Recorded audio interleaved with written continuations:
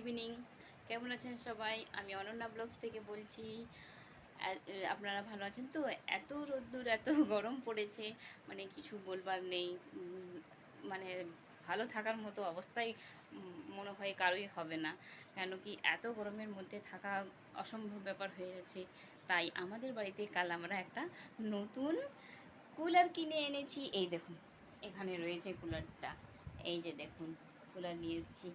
আর আমাদের তো বাঙালির বলতেই হবে না, যতই আলমারি শোকেস বা আলনা থাক না বা না থাক, কিন্তু এই আমাদের চেয়ার বা এই কুলার যেখানে রাখার জায়গা থাকবে, জামা কাপড় সেখানেই ভরে যাবে।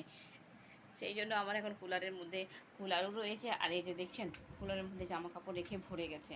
তাই আপনারা কমেন্ট করে একটু বলবেন কার কার গরম এখানে এখন গরম লাগছে, বা গরম অসম্ভব রোদ্দুর পড়েছে, তো তাই এখন গরমের মধ্যে সবাই একটু সাবধান থাকবেন।